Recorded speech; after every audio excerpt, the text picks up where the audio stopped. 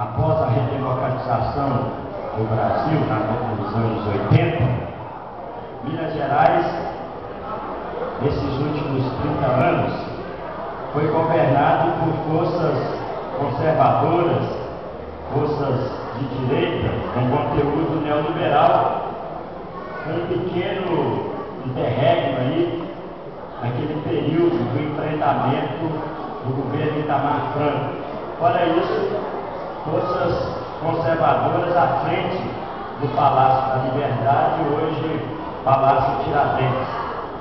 E essas forças, em determinado período, em sintonia com a força política que governava o Brasil, o Palácio do Planalto.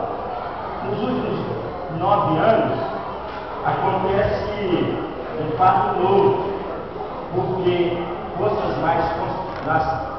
mais progressistas, lideradas pelo campo democrático e popular, chegam ao governo central, com a eleição do Lula, e aqui em Minas continua forças com conteúdo mais neoliberal.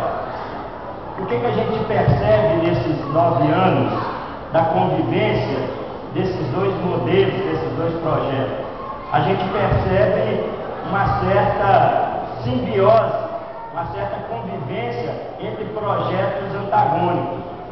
O governo do presidente Lula, e com a continuidade do governo da presidenta Dilma, trouxe investimentos importantes e estratégicos para Minas Gerais, né?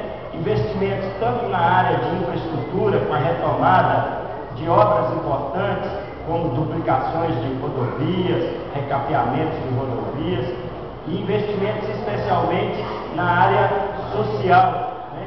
O governo do presidente Lula, ele conseguiu implementar em Minas Gerais programas importantes de reinserção social da população excluída, programas como Bolsa Família, programas como erradicação do trabalho infantil. O que nós assistimos?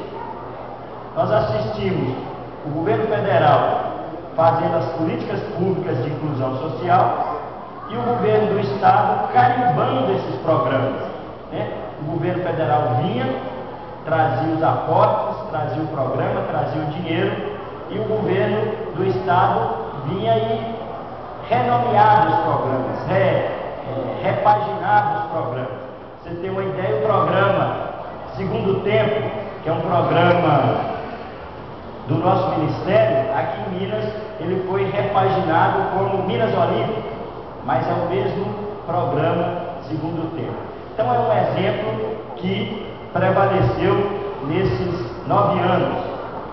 Outro fato importante ocorrido nesses 9 anos, que o campo do PSDB, por ter uma força hegemônica no estado de São Paulo, nos últimos 9 anos, o PSDB de Minas, dentro do enfrentamento nacional, especialmente com o Partido dos Trabalhadores, foi deixado um pouco de lado, foi tendo uma certa convivência, o que fez eles ocuparem espaços estratégicos importantes. A convivência desses dois projetos criou uma situação de simbiose entre projetos antagônicos, projetos que têm um modelo de desenvolvimento diferenciado, mas que conviveram nesse período, trazendo uma certa contradição para Minas Gerais. O modelo principal do governo do PSDB nesse período foi um governo que marcou pelo quê? Pelo que eles chamam de excelência da gestão. Mas qual que é essa gestão de excelência que eles tanto falam? O chamado choque de gestão. O choque de gestão foi marcado especialmente pelo aumento da arrecadação do Estado através do principal tributo, que é o ICMS, que é o Imposto sobre Circulação de Mercadorias e Serviços, que responde por quase 70% da arrecadação do Estado, e o ICMS, que sobrecarregou especialmente as tarifas sociais. Quais são as tarifas sociais? O ICMS sobre a luz, o ICMS sobre os produtos alimentícios, os produtos de primeira necessidade. Isso é que tem marcado a sustentação orçamentária do Estado de Minas Gerais.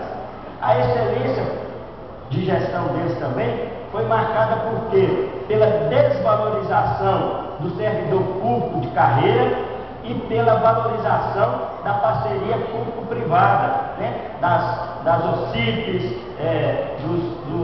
dos escritórios estratégicos, né? E com ocupação desses espaços por cargos comissionados. Minas Gerais, nos últimos 9 anos, pouco se fez de concurso público para repor o quadro de servidores públicos de carreira efetiva. Vide o concurso da educação, que demorou quase 7 anos para fazer um concurso de maior vulto, e mesmo assim o concurso está travado. E o que ocorre, pessoal? Hoje, o modelo deles, o modelo neoliberal implementado por eles, vive hoje a sua principal contradição.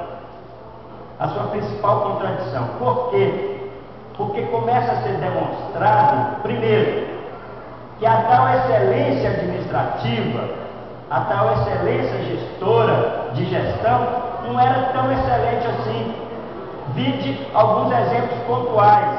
Como é que você pode falar em excelência de gestão se você tem uma determinação do pagamento de um piso nacional de professor desde 2008 e que hoje bate as portas do governo do Estado sem solução?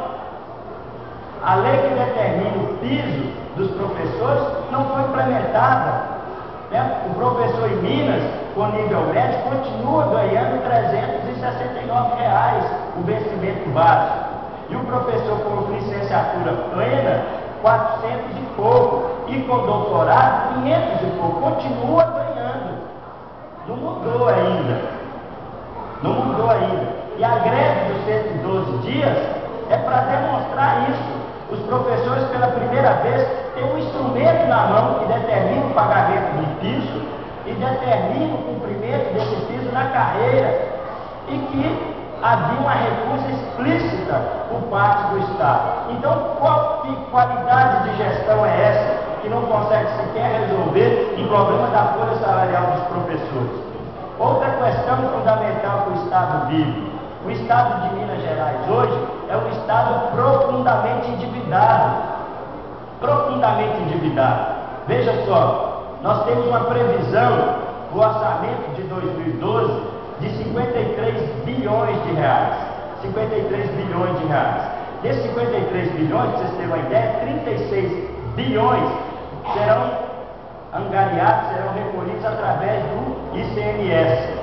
Nós vamos ter só com